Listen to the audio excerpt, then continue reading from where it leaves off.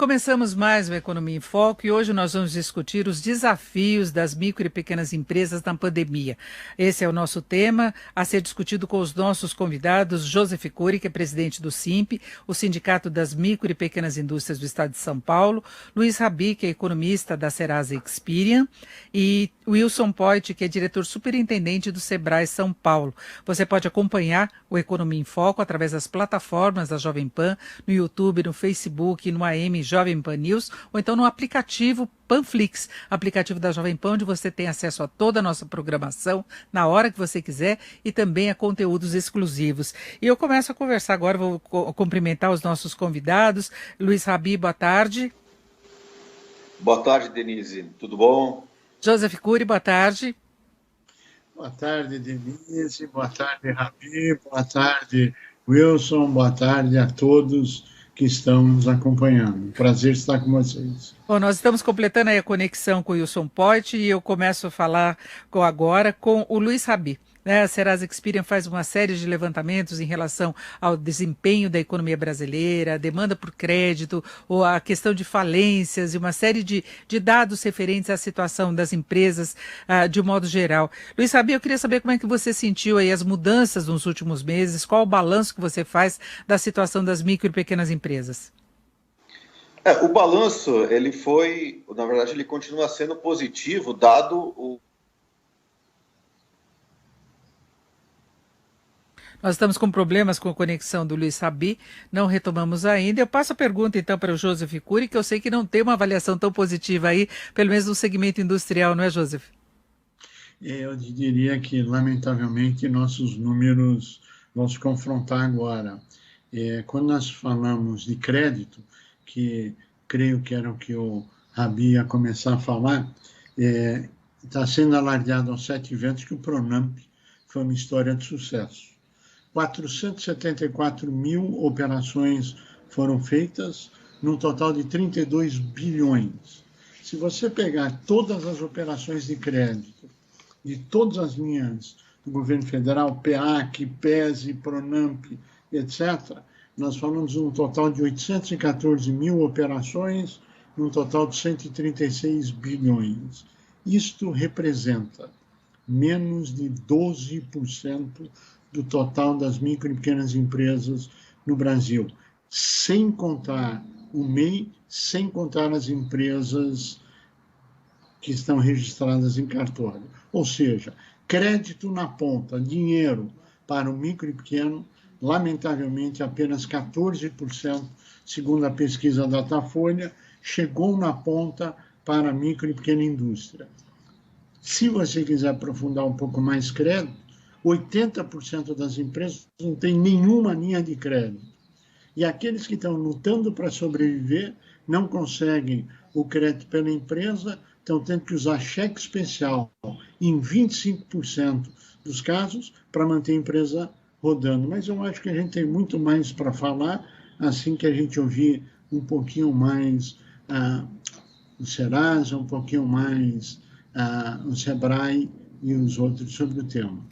Exatamente, o Wilson Poit já está com a gente e eu gostaria da avaliação exatamente em relação a isso. Em outras ocasiões nós já falamos do Pronamp, da questão de crédito, houve um momento de grandes gargalos, eu não sei se o Wilson Poit conseguiu acompanhar o que o Joseph Cury estava colocando em relação ao percentual muito pequeno de empresas que conseguiram ter acesso ao crédito. Agora eu queria saber do ponto de vista do Sebrae, qual que é a avaliação em relação a esse que foi um dos grandes gargalos que nós tivemos, talvez na fase pior mesmo da pandemia, não é?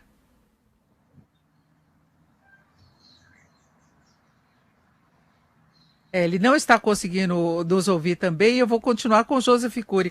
Joseph, a que você atribui esse problema que nós tivemos em relação a esse gargalo no crédito? Na verdade, nós tivemos iniciativas dos órgãos governamentais, mas o dinheiro não chegou na ponta. Por que o dinheiro não chegou na ponta é a grande indagação. Porque ele estava direcionado para que resolvesse o problema de micro e pequeno. Quando eu falei que 25% das empresas usam cheque especial via pessoa física para continuar operando, é porque não tem crédito para as empresas. pesquisa Datafolha demonstra isso. Se nós evoluirmos, nós temos uma série de motivos que a pesquisa vem demonstrando há mais de 3 meses.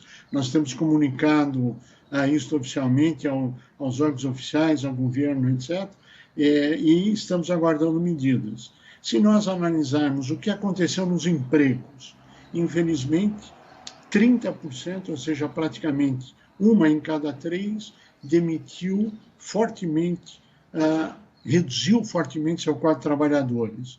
Outras fizeram redução de salário e jornada, fazendo uma perda de poder aquisitivo. Nós tivemos, em paralelo, a perda de empregos, a perda de poder aquisitivo, a falta de crédito. Nós tivemos, infelizmente, mais do que 76%, ou seja, 7 em cada 10 empresas ou perderam fornecedor por falência ou recuperação judicial ou perderam um cliente. Qual o reflexo disso? O que nós estamos apontando há 3 meses, hoje é a tônica no mercado. Desabastecimento de produtos, elevação de preços em 90% dos casos, perda de poder aquisitivo e pedidos que vão ficando parados, que não conseguem ser atendidos, porque você não tem o insumo, você não tem a matéria-prima, e quando tem, praticamente com preços impraticáveis. Isto é o reflexo que a pandemia trouxe. Isto é a política do crédito não chegar na ponta e a insolvência das empresas, o fechamento de empresas. Poderia ser bem pior? Claro que sim. Mas poderia ser muito, muito, muito melhor? Também, claro que sim. Eu acho que esse é um grande desafio. Agora, enquanto meus outros companheiros não vêm, vamos colocar mais algumas... Eu acho que o Luiz Rabi já está conectado com a gente. Luiz Rabi, você me ouve? Eu estou ouvindo. Pois é, você começou a sua apresentação falando de um cenário positivo de avaliação aí da situação das micro e pequenas empresas, e Joseph Cury colocou pontos bem negativos relacionados principalmente à dificuldade de acesso ao crédito. Então eu gostaria que você prosseguisse, Luiz, por favor. A questão do ponto positivo é em relação ao momento da pandemia, né? Eu não estou, obviamente, comparando com uma situação de normalidade, né? Se nós olharmos, né, no pico da pandemia, que foi o mês de abril, nós tínhamos, naquela época, 5,8 milhões de microempresas inadimplentes. Esse número já caiu para 5,4 agora em outubro, né, o último dado, ou seja, 413 mil microempresas que estavam inadimplentes em abril de 2020, com as medidas que foram adotadas, principalmente pelo governo federal, de redução de taxa de juros, né, a própria injeção do auxílio emergencial, que acabou invertendo a trajetória de queda da economia e colocando a economia brasileira numa trajetória de recuperação, né, isso, de certa forma, tem impactado a atividade financeira e a atividade produtiva das empresas brasileiras, né, o que tem permitido a redução dos níveis de inadimplência. Agora, uma coisa é a dinâmica, outra coisa é a fotografia, né? A fotografia não é boa, né? Como foi justamente dito, ou seja, os problemas que sempre atingiram as micro e pequenas empresas, de dificuldade de acesso a crédito, ou quando acessam a crédito a taxa de juros não é exatamente a mais adequada, né? Isso continua, né? Agora, o que nós estamos vendo é que, em relação ao pior momento da pandemia, que foi o mês de abril, a situação hoje, né, falando hoje, 4º trimestre, né, da economia brasileira e das micro e pequenas empresas, é melhor, ou seja, é melhor do que a situação que estavam, né, no 3º trimestre.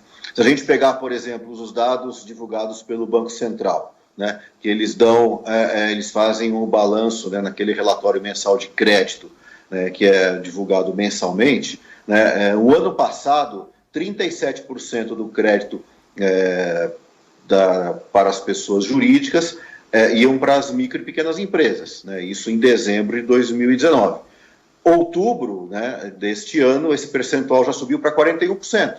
Né? Claro, os bancos ainda continuam preferindo financiar as médias e grandes empresas, mas a participação das micro e pequenas empresas no mercado de crédito, ou seja, na carteira de crédito concedido pelos bancos, aumentou 4 pontos percentuais de janeiro para cá, né? Então, assim, apesar das dificuldades que sempre existiram e ainda vão continuar existindo, porque isso é um problema crônico com relação aí à questão da saúde financeira, da solvência, do acesso a crédito das micro e pequenas empresas, não dá para falar que hoje a situação é pior, né, do que estávamos ali no segundo trimestre. Bom, vamos retomar então o contato com o Wilson Poit. Wilson Poit, você me ouve? Estou te ouvindo agora. Boa tarde, Denise. E eu gostaria a sua avaliação em relação a todo esse cenário das micro e pequenas empresas, o Sebrae que convive diretamente com os problemas, com os desafios, né, e tentando, inclusive, equacionar boa parte desses desafios, né? Olha, falar que o ano de 2020 não foi nada fácil é nenhuma novidade. Mas eu sou daqueles otimistas e a gente acredita aqui, inclusive através de pesquisas que estamos fazendo, que o fundo do poço não foi tão fundo, né, como se esperava, e a recuperação está acontecendo sim. Nós temos uma pesquisa aqui no Sebrae, que é o de indicadores do Sebrae São Paulo. A gente está no 5º mês agora seguido de aumento. O fundo do poço foi em abril, e agora em novembro nós fechamos o 5º mês de volta a crescimento. Tivemos muita gente em dificuldade, realmente, como o Cury falou, o governo anunciou pacotes enormes de crédito, mas que demoraram para chegar na ponta, mas foi um momento de muito aprendizado também. Aqui no Sebrae a gente trabalhou muito remotamente, acho que como nunca o pessoal procurou a gente para ajuda. E a surpresa é que alguns já se reinventaram, reempacotaram, estão se apresentando de uma maneira diferente para o mercado e estão respirando, alguns já estão crescendo. Agora, Joseph, você falava muito da situação das micro e pequenas indústrias. Você vê uma situação diferenciada, porque a gente vê que, inclusive, no processo de retomada, o comércio teve uma retomada muito mais rápida e talvez mais vigorosa, já retornando, inclusive, a patamares anteriores à pandemia, muito em função de auxílio emergencial que teve impacto direto, não é? Essa questão de poder de compra da população. Você acha que a indústria ficou num segundo momento e a gente sempre, quando acompanha aí os dados da indústria, a gente percebe que já vinha com dificuldades antes da pandemia, não é? Sem dúvida, Denise. Eu acho que o cenário, nós estamos olhando para um copo d'água. Alguém está vendo esse copo d'água pela metade e ele está dizendo, olha, já encheu metade. E o outro está dizendo, olha, falta metade para encher. A grande verdade é o seguinte, a economia parou no mundo inteiro, não parou só em São Paulo, não parou só na micro e pequena indústria. O mundo parou. A economia foi lá para o chão. É natural que você tenha um crescimento mês após mês no início de retomada. Mas o que nós temos hoje, infelizmente, é quebra da cadeia produtiva, que é um fato constatado em todas as áreas, pela insolvência de empresas ou pela recuperação judicial ou falência. Nós temos a falta de crédito, de dinheiro que não chegou na ponta, o volume de empréstimos, basta entrar no emprestômetro, que é o dado do Ministério da Economia, e você vai ver o número de operações feitas para micro e pequena, e a grande verdade é assim, ou esse cenário muda com fórmulas novas, conceitos novos, ou nós não vamos a lugar nenhum. Vim dizer que tinham 500 e poucas mil empresas inadimplentes e diminuiu em 400 mil empresas inadimplentes no total, no universo das 5 milhões de empresas, é nada mais do que um fato realista. E o que mudou? A grande pergunta é, foi a micro e pequena empresa responsável pela parada da economia? Foi ela que causou o problema? Foi a micro e pequena ou ela é o reflexo de políticas que vêm sendo adotadas? É verdade que instituições trabalharam muito durante a crise. É verdade que vários programas de governo foram implementados? É verdade. Atingiram a eficácia necessária? Não. O volume de dinheiro anunciado pelo sistema financeiro foi todo aplicado àquilo que foi do Pronamp ou foi substituído operações de quem estava inadimplente por operações com dinheiro, e o responsável agora pela inadimplência é o fundo. E tiveram bancos oficiais que fizeram isso e bancos privados. Então, é assim, eu não estou aqui para achar culpados, mas nós não podemos tapar o sol com a peneira e dizer que a micro e a pequena empresa está bem. Nós temos hoje Simpl em todas as regiões do Brasil, Norte, Nordeste, Sul, Centro-Oeste, Sudeste, enfim. Nós falamos diretamente com todos eles. Eu sou presidente da Simpl, inclusive. Lamentavelmente, esse cenário não se aplica de uma forma igual. Nós temos algumas áreas que estão realmente crescendo, outras que continuam se agravando, a economia ainda não voltou em V, a economia tem problemas, e existem várias outras situações que estão aí no cenário que irão afetar e já estão afetando a micro e pequena. Nós temos a não retomada do otimismo na velocidade que se tinha há 60 dias atrás. O otimismo era muito maior do que hoje. É verdade que o comércio retomou, sim, aqueles que sobreviveram, porque muitos, a grande maioria, infelizmente, não estão mais aí. E agora, com a pandemia, nós temos novas medidas que vai reduzir ainda os volumes dos negócios nesse final de ano, face à segunda onda da pandemia. Esperamos que a vacina possa ser a solução, sei quando ela chegar. Agora, nós temos outras variáveis. A reforma tributária. Qual é a pressa do governo com a reforma tributária? Para aumentar a carga tributária? Para acabar com o Simples? Qual é o cenário que nós queremos? Se está todo mundo discutindo, São Paulo vai aumentar imposto, Brasília vai aumentar, o governo federal. Ora, tem a PEC 20, onde o substitutivo 20 na reforma tributária, que acaba com nota fiscal, acaba com burocracia, acaba com tudo. É um único imposto, 2,5% que você compra, 2,5% você vende. 5%, acaba tudo. Fim da burocracia, simplifica o processo, etc. Por que não se discute isso, não se põe em pauta? Está lá, é um projeto que foi apresentado pelo general Peternelli, acaba com toda a burocracia e tudo. 5% vai ser sua carga total e acabam todos os impostos. E a divisão do dinheiro para município, estado e união vem automático. Todo mundo fala, nós queremos ajudar o micro e pequeno, nós queremos desburocratizar, nós queremos simplificar. Por que não põe esse substitutivo 20 na discussão? Por que não vem à tona as reais medidas para isso? Por que não se segue o modelo dos outros países, onde o dinheiro dado pelo governo federal foi direto para a conta das empresas? Por que no Brasil nós tivemos esses outros caminhos? Agora, eu reconheço e acho legítimo o sistema financeiro vir a dizer, eu não quero te emprestar dinheiro. É um direito deles, ele pode fazer isso, é legítimo. Agora, o que não pode é dizer que está tudo resolvido, que está tudo indo muito bem, quando na verdade não está.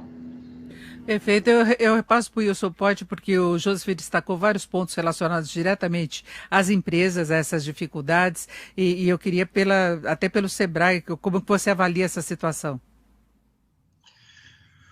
Olha, eu concordo com o Cury em vários pontos, mas eu tenho uma visão um pouco mais otimista. Acho que os pequenos empreendedores sempre passaram muito apertado, né, no Brasil, e essa crise foi um momento também de muita capacitação. A gente aqui no Sebrae, a gente triplicou a quantidade de consultorias à distância. Nós passamos a trabalhar de casa, agora já retornamos em parte, e os cursos, né? Muita gente que não conhecia, muita gente conhece o Sebrae, muita gente dá um feedback positivo, mas pouca gente usava, aumentou muito mais. Os cursos são totalmente gratuitos e só no ensino à distância nós tivemos um crescimento de quase que triplicou, né? Mais de 150%. O pessoal liga para o Sebrae, o pessoal entra em contato conosco, o pessoal foi se virando. O que a gente nota aqui é que 1 em cada 4 donos de pequenos negócios nessa pandemia, ele implementou alguma inovação desde o início da crise, isso medido pelo Sebrae, segundo as nossas pesquisas, e eles, de alguma maneira, estão faturando até mais do que antes, porque deram um jeito, quer dizer, entenderam que mudou o hábito, que o consumidor tem um novo hábito, e eles reempacotaram os seus produtos. Esses empresários que eu estou dizendo aí, mais de um quarto deles que fizeram isso, eles têm mais presença nos segmentos que sofreram da pandemia, por exemplo, alimentação, nós tivemos quase 60% de inovação, academias, a indústria alimentícia, indústria da moda, o pessoal se virou. Quem inovou teve o melhor resultado na recuperação do faturamento, enquanto as pequenas empresas que inovaram tiveram esse crescimento, as demais a gente viu aí o fundo do poço em abril e agora uma retomada pequena. Empresas que não inovaram, então, tiveram uma queda bastante grande. O crédito começa a chegar, não na velocidade que precisava, a gente tem muito problema na ponta. Imagine você, Denise, que as pessoas que tinham dificuldade para ir até o banco, para conseguir um financiamento de forma presencial mesmo, se apresentar, né, de preencher os requisitos mínimos. Imagine agora a distância, como isso foi difícil, né, num país, como foi dito aí, com tanta burocracia, em que mesmo no meio da pandemia ainda tinha alguns bancos querendo avalista e que fosse o casal até o cartório presencialmente. Felizmente, alguns desses pontos a pandemia ajudou a superar.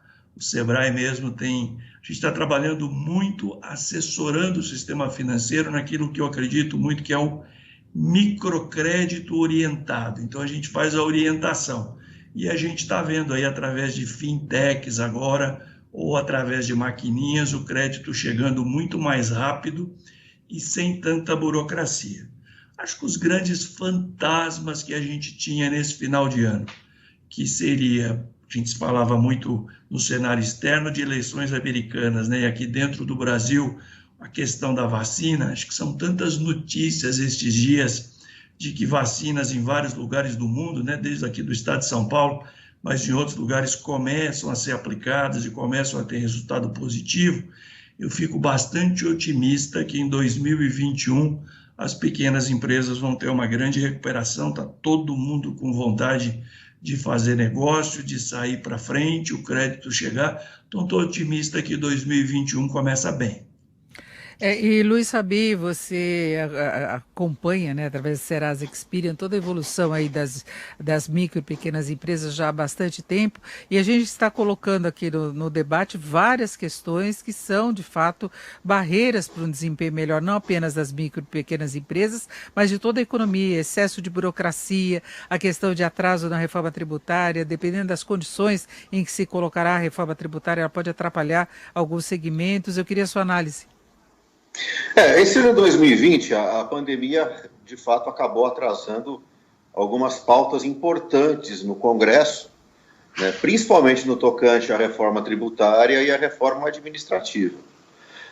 Se nós retroagirmos, né, o que nós tínhamos no início do ano? Nós tínhamos acabado de aprovar a reforma da Previdência em 2019, e o ano de 2020, né, a gente já sabia que seria um ano, do ponto de vista de negociações e aprovações no Congresso, um ano mais curto por causa das eleições municipais, mas a expectativa era de que ao longo do primeiro semestre, né, o governo pudesse avançar em 3 frentes importantes para a economia: na reforma administrativa, na reforma tributária e na retomada das privatizações e concessões. Tudo isso foi por água abaixo, né? A pandemia varreu toda essa agenda positiva que se imaginava que poderia avançar em 2020, e agora ficou para 2021. Né? Então, passadas as eleições municipais,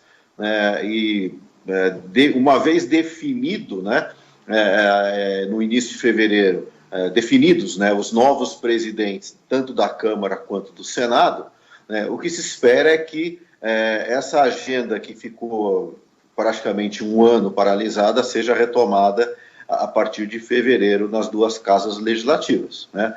E essa agenda inclui esses 3 itens que eu comentei, sendo que dos 2 primeiros, os 2 mais importantes são a reforma tributária, né, sem dúvida, e também a retomada das privatizações e concessões, né? A reforma administrativa pode até ficar para um segundo momento, mas do ponto de vista de se construir um ambiente mais favorável para o investimento empresarial, para o crescimento econômico, a reforma tributária e a retomada das privatizações e concessões são imprescindíveis. Bom, nós vamos agora a um rápido intervalo, daqui a pouquinho retomamos a discussão aqui do Economia em Foco, os desafios das micro e pequenas empresas na pandemia. Nós vamos falar de como lidar com essas dificuldades que a gente estava vendo até agora. Joseph destacou várias delas. Nós temos agora a sinalização de prorrogação do Pronamp. Enfim, vamos discutir tudo que pode ajudar o microempreendedor a conseguir buscar um desempenho melhor na própria atividade. Nós contamos hoje com a participação do Wilson Poit, que é diretor superintendente do Sebrae São Paulo, Joseph Cury, presidente do SIMP, que é o Sindicato das Micro e Pequenas Indústrias do Estado de São Paulo, e Luiz Rabi, que é economista da Serasa Experian. Voltamos já já. Na Jovem Pan, Economia em Foco, com Denise Campos de Toledo. Seguimos com a Economia em Foco, que hoje discute os desafios das micro e pequenas empresas na pandemia. Temos como convidados o Wilson Poit, que é diretor superintendente do Sebrae São Paulo, Joseph Cury, que é presidente do SIMP, o Sindicato das Micro e Pequenas Indústrias do Estado de São Paulo, e Luiz Rabi, que é economista da Serasa Experian. Você nos acompanha pelas plataformas da Jovem Pan, no YouTube, no Facebook, pelo rádio, ou então Panflix, o aplicativo da Pan. E eu quero voltar com o Joseph Cury. Joseph, nós falamos muito das dificuldades que as empresas vêm enfrentando. Agora eu queria saber, pela sua experiência, o que se pode fazer em termos práticos na gestão dos negócios, quais são as oportunidades que surgiram em meio à pandemia. O Wilson Poit antes estava chamando a atenção, por exemplo, da quebra de algumas exigências, mesmo quando se tenta obter empréstimo bancário. A gente teve um avanço tecnológico quase que obrigatório, muito rápido para as empresas e para as pessoas também. Como é que você vê essas oportunidades que surgiram em meio a uma situação muito difícil que enfrentamos? Bem, eu acho que as colocações que o Wilson Poit fez, são absolutamente verdadeiras. Elas vêm realmente na direção de solução de problemas, trazer competitividade para as empresas, trazer melhoria nas condições para continuar sobrevivendo. Mas isso não exclui os problemas existentes. Acho que o Rabi colocou também muito bem o quadro da necessidade das reformas, e aí que surgem algumas perguntas, e eu acho que ele colocou com muita maestria que isso vai se dar a partir da eleição do novo presidente da Câmara, do Senado, e depois a formação das mesas, etc. Ou seja, não será fevereiro, a votação será fevereiro, mas para que comece a andar será março do ano que vem. Quais são as soluções? Primeiro, enfrentar os problemas de frente. Falta crédito? Falta. Precisa chegar dinheiro na ponta já? A resposta é sim. Mecanismos para isso tem. Vontade política para isso tem. Falta a operacionalização. É possível fazer isso? Existem exemplos no mundo, existem exemplos no Brasil, existem instituições que podem fazer isso. Formação, preparação de pessoas é histórico, é necessário. Sem isso, não se vai a lugar nenhum. Inclusive, nós lançamos a nossa plataforma de educação à distância, o Sebrae faz um trabalho bonito, outras instituições fazem, enfim, existem vários trabalhos para ajudar. Foco no problema. Qual é o foco no problema? Como reaquecer a economia, como fazer voltar a produção, como fazer com que o quadro que nós temos hoje, que é 91% das empresas sofrendo fortes altas no preço, 77% falta de insumos, 70% atraso na entrega. Reativando o setor produtivo. O comércio, ele teve um aquecimento, alguns setores desativaram. Com as medidas de governo hoje, teremos um aprofundamento, sim, na área de hotéis, bares, eventos, etc., irá aprofundar a crise em função da pandemia, não só em São Paulo, no Brasil. Quais são os caminhos? Primeiro, manter a empresa viva.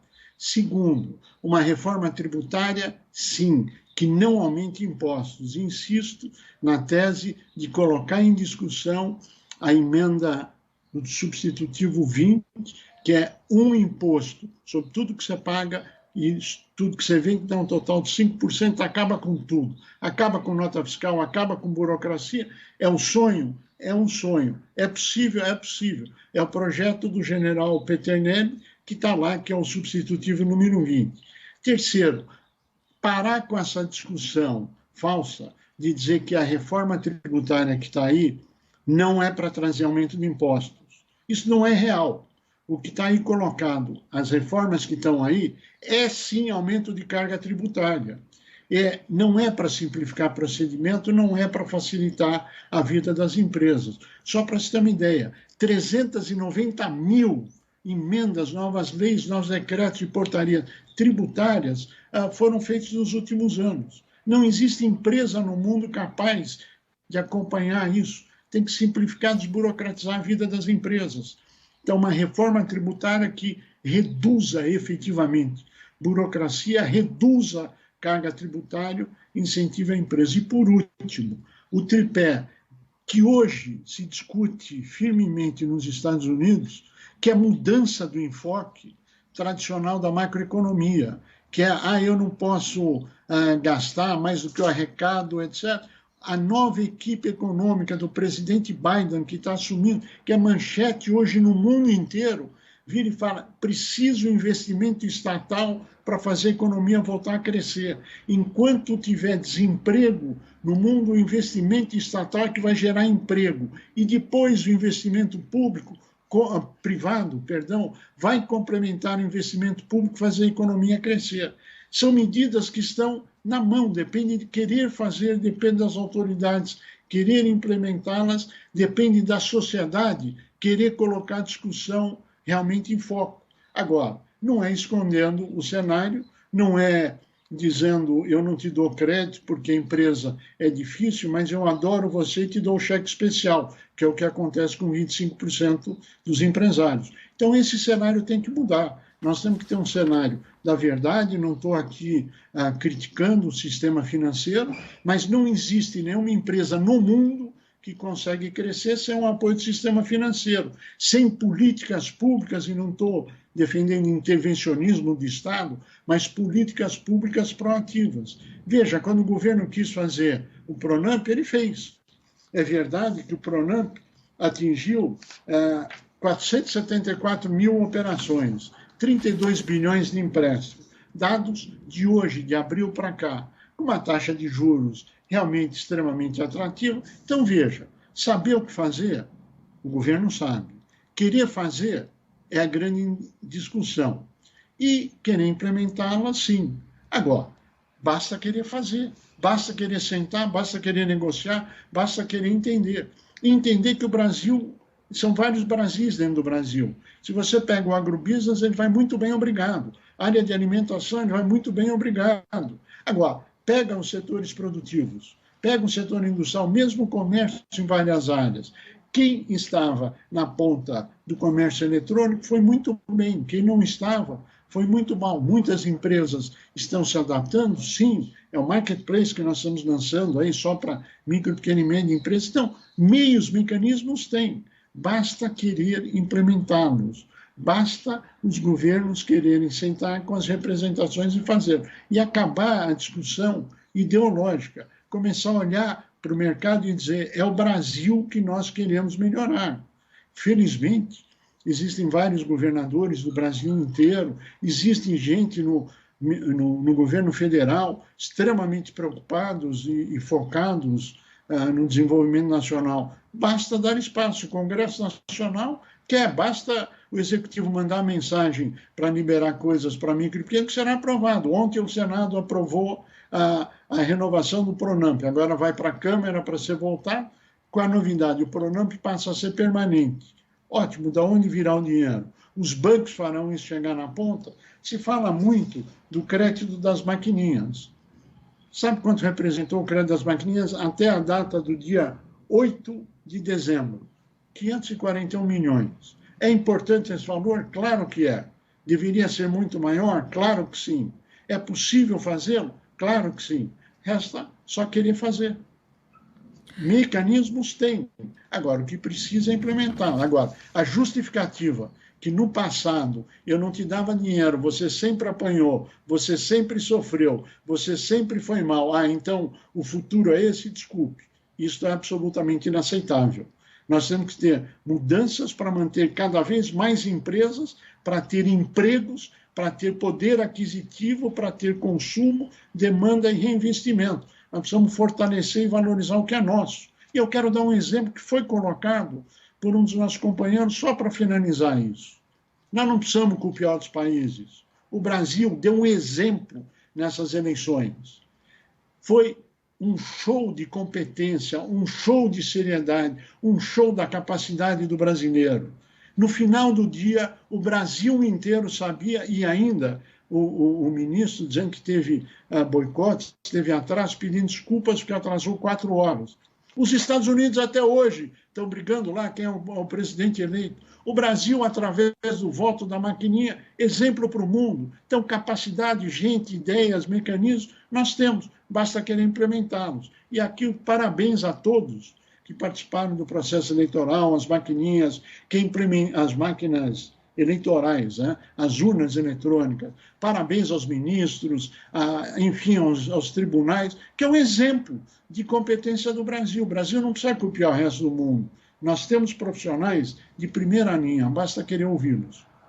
Perfeito. Agora eu queria saber do Wilson Poit, pelo menos sua análise em relação aos pontos colocados pelo Joseph, inclusive essa possibilidade de prorrogação do Pronampe, se você acha que fará diferença no próximo ano para as micro e pequenas empresas, como é que você vê a liberação de recursos nessa última etapa, não é? E as estratégias mesmo que as empresas podem adotar para conseguir sair de uma situação que ainda pode estar difícil, e nós temos agora a renovação em vários estados, não é apenas a questão de São Paulo, de medidas restritivas. Então, alguns setores que começavam a respirar melhor vão sofrer de novo as consequências de limitações de horário, de frequência do público. Então, está colocado aí mais um desafio, não é, Poit?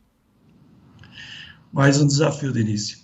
Sem dúvida, a prorrogação do Pronampe vai ajudar bastante. Eu acredito que ela vai acontecer, ela é extremamente necessária, como disse o Cury, para que a gente ande bem no ano que vem.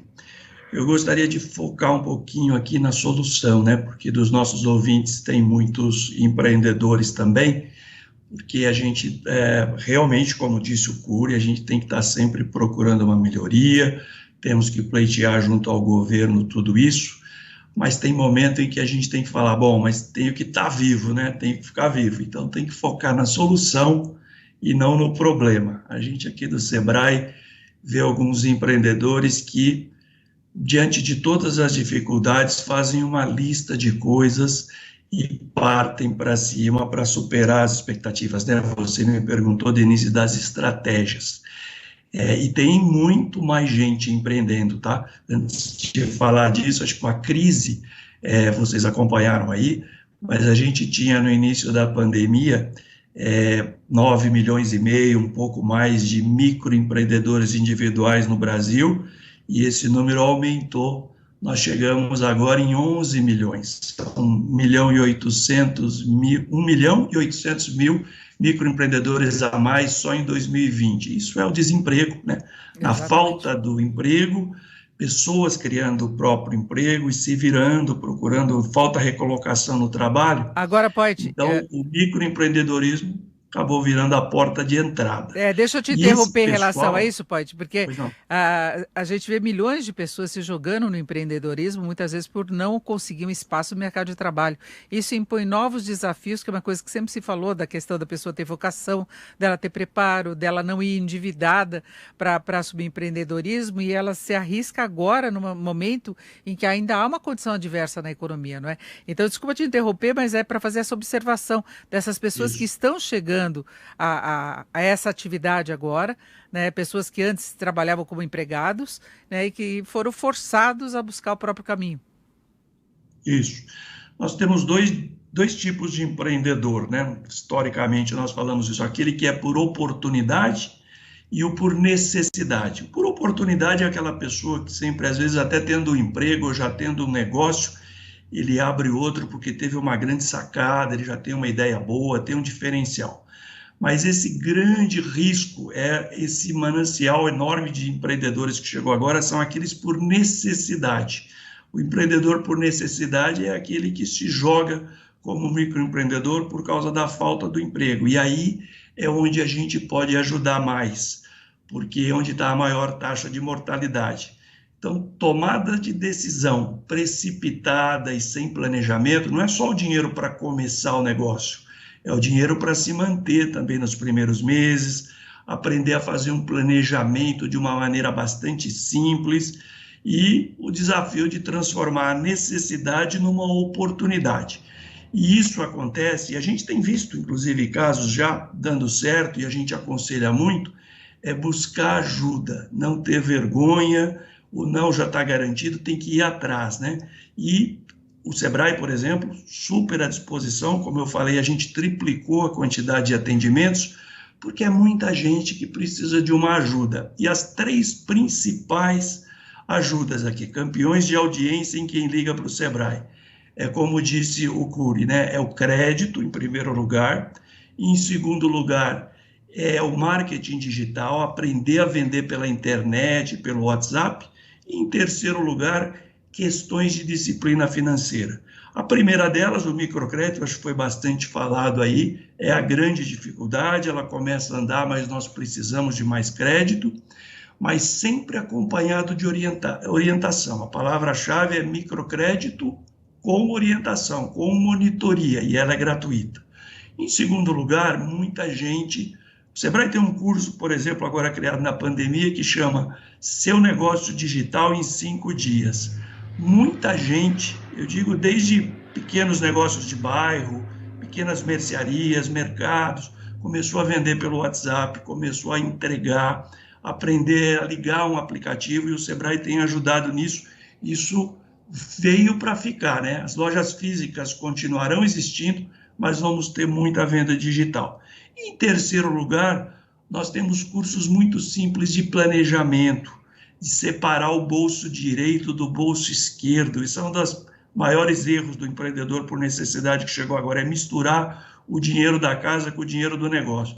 Então é possível sim transformar isso. Tem muita gente que já tinha vontade de ter um negócio próprio e está aí, precisa de ajuda, super importante, por exemplo, esse tempo que você está nos dando aqui. E fica a dica, gente, focar na solução e não só no problema, procurar ajuda, ligar para os seus clientes, para todo o seu círculo de amizade, avisar seus clientes que você está vivo, está respirando, pode entregar em casa, pode fazer de uma outra maneira. Prestação de serviços de autorreforma cresceu muito, então tem alguns segmentos de delivery, como falou o Cury, que estão dando certo. Mas procure ajuda, procure capacitação, a gente tem isso de uma forma bem simples e bem didática. E ligar todo dia atrás do crédito, né? Não desista, porque ele está saindo para os seus vizinhos, para a gente da sua rua, é para aqueles mais perseverantes que não desistem, continuam atrás disso. Eu tenho aqui até o internauta cobrando aqui que se aumente o limite de faturamento anual do MEI, que é exatamente isso, é o microempreendedor individual, né, que muitas vezes tem uma restrição, ele tem que mudar de categoria, aí a tributação muda, todas as condições, mas fica o registro, é isso, são as pessoas que passam a trabalhar como empreendedores. Agora, Luiz Rabi, do ponto de vista macroeconômico, o que você acha que as pessoas podem esperar no próximo ano? Porque o andamento geral da economia depende muito das empresas. Claro que as empresas reagindo e contratando, elas ajudam nesse desempenho melhor, mas o que se pode esperar na sua visão?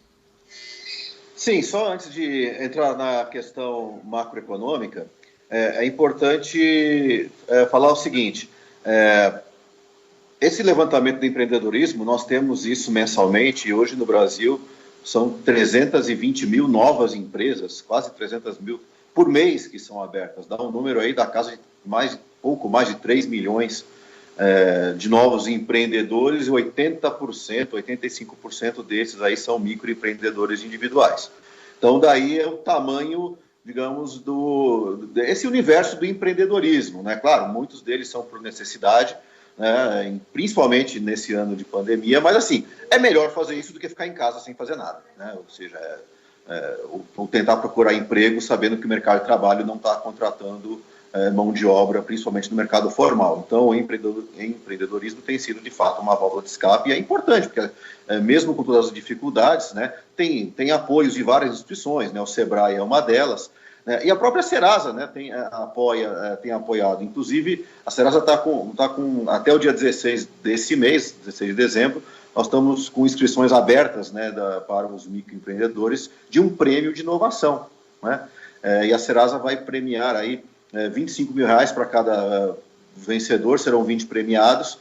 Qualquer micro e pequena empresa que abriu o seu negócio, seja esse ano ou em anos recentes, pode se inscrever no prêmio, enfim, e concorrer. E, inclusive, vai contar com uma consultoria especializada de técnicos da Serasa para melhorar a gestão do seu negócio. Então, assim, apoio de várias frentes existem. A Serasa dá apoio, o Sebrae dá apoio, outras instituições também apoiam a atividade produtiva das micro e pequenas empresas no Brasil, né? Falando de cenário econômico, né, como você perguntou, a nossa expectativa é que essa tendência de recuperação continue, né, no ano que vem, né? A gente sabe que o crescimento do PIB projetado nesse finalzinho de ano para 2021, alguns falam em 3%, outros em 3,5%, o governo acha que até pode ficar um pouquinho acima disso. A gente sabe que o governo ele é normalmente mais otimista do que a média do mercado, mas como você comentou, Denise, quem gera o PIB são as empresas e os empregos, né? Então, se houver um ambiente positivo para o investimento, para o empreendedorismo, né, para a geração de novos negócios, para a inovação, a economia, obviamente, acaba refletindo todo esse ambiente mais favorável. E para que isso de fato aconteça, o que é necessário? Primeiro, né, precisamos, digamos, afastar nessa possível segunda onda, ou eventualmente uma terceira onda, daí porque a importância da vacina é fundamental, né, para que a gente possa ter aí um ambiente menos inseguro, menos instável, para que as empresas possam operar com condições de normalidade, possam desengavetar projetos de investimento, né? Então, assim, superar de uma forma mais eficaz os efeitos provocados pela pandemia é a condição, talvez seja a primeira condição para que o ano 2021 seja um ano positivo, né? E o que eu já comentei também é a questão da continuidade ou a retomada do processo das reformas, que isso de fato vai melhorar, digamos, a questão da solvência fiscal, vai melhorar a percepção de risco dos investidores internacionais em relação ao Brasil, ou seja, vai atrair mais capital externo, né? Então, são esses dois grandes desafios que eu vejo para que a economia possa, de fato, ter um crescimento positivo em 2021. Né? A retomada de reformas e privatizações e também, do lado sanitário, né, um combate mais eficaz à pandemia e contando aí com essa possibilidade de termos uma vacina já disponível a partir do ano que vem. E a gente fica torcendo para a Serasa não ter que ajudar as empresas na questão da renegociação de dívidas, né? Que é o trabalho também executado pela Serasa, aqueles feirões aí de... A Serasa ajuda, a Serasa tem um portal de renegociação, né? A Serasa ajuda, a Serasa tenta ajudar as empresas em toda a sua cadeia de negócio, desde a prospecção, né, até a renegociação, se for o caso, né? Porque a gente sabe que a forma mais, digamos, não fácil, mas a forma menos difícil, né, de sair da inadimplência de uma empresa, ou até mesmo de uma pessoa física, sair da inadimplência é através da renegociação de suas dívidas. E a Serasa também tem ferramentas para isso. Então, a gente apoia praticamente em todos os elos da cadeia produtiva, seja um empreendedor, seja uma grande, média, pequena empresa, ou seja, a Serasa atua em todas essas frentes. Agora, Joseph, como é que você vê, depois desses destaques aí que foram dados em relação à orientação para a gestão dos negócios, agora tem momentos em que tem dificuldades para aquelas empresas mesmo mais experientes, mais estabelecidas no mercado, e você falava logo no começo das dificuldades, por exemplo, com falta de insumos, com aumento de preços, não é, com esse desequilíbrio que houve entre oferta e demanda, e a indústria foi dos setores que mais sentiram os reflexos dessa situação, né? Denise, eu queria só colocar algumas reflexões em relação ao que foi dito e concordar com tudo que foi dito até agora, mas fazendo uma consideração. Primeiro, todas as empresas que fecharam ainda não deram baixa na junta comercial. Por quê? Porque esse é o último ato que ela pratica. Ela primeiro vai tentar resolver os seus problemas, demite os funcionários, resolve os problemas dos fornecedores, baixa as portas e o último do último é o encerramento da sua atividade com a baixa na junta comercial. Existem mecanismos onde você pode dar baixa no mesmo instante.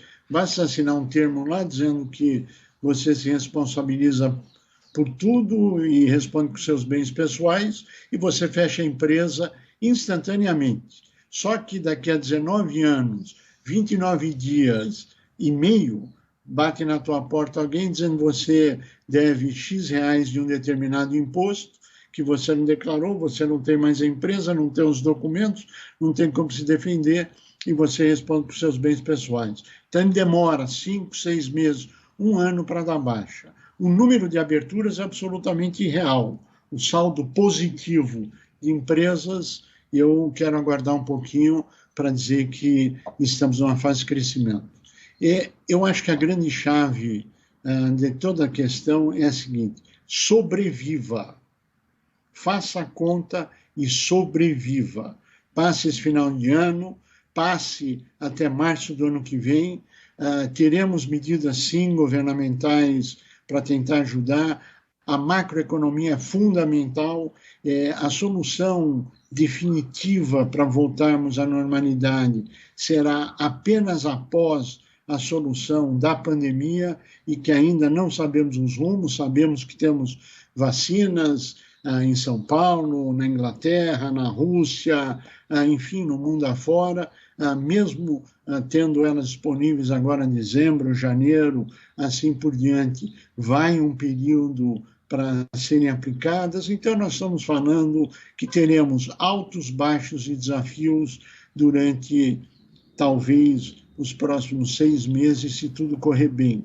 Se for mal, bem mais para frente, mas vamos ser otimistas, acreditar que tudo vai bem. Em se tendo a solução nas vacinas, isso tendo a imunização da sociedade, voltaremos sim a uma normalidade.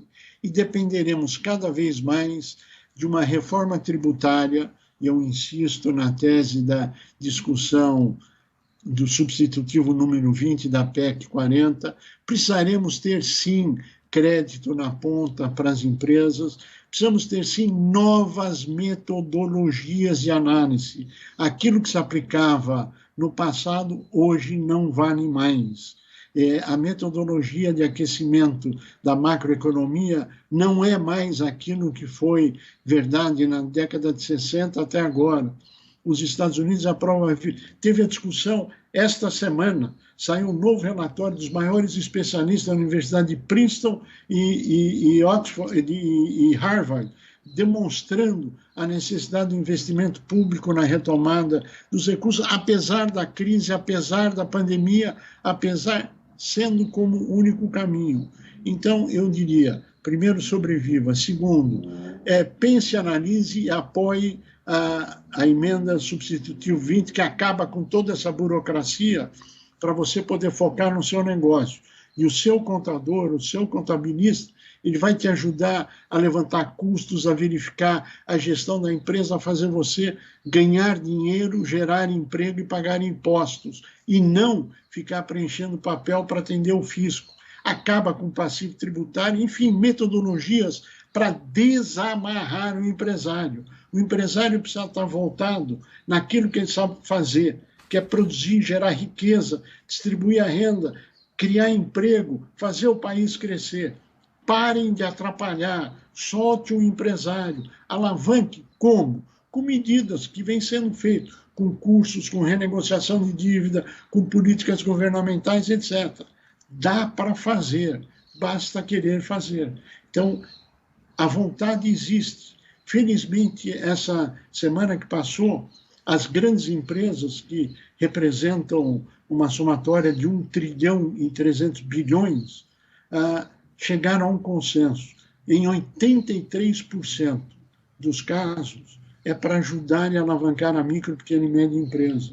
Isso as megacorporações do Brasil. Ou seja, novos caminhos, novas políticas. O Serasa está aí homenageando 20 pessoas com inovação. Ótimo, parabéns. Agora, nós precisamos de políticas macroeconômicas para copiar isso que o Serasa está fazendo, para ser republicano, para atingir a sociedade como um todo. Essa reforma tributária tira as amarras. É querer trabalhar e trabalhar em prol do Brasil, e não em prol de nichos. Desculpe se eu me alonguei, quero agradecer, é um prazer estar com você, Wilson, um prazer estar com você, Rabi, e o prazer, Denise, de estar com você e seus ouvintes, telespectadores também. Eu que agradeço a sua participação. Antes de encerrarmos, eu queria que muito rapidamente o Luiz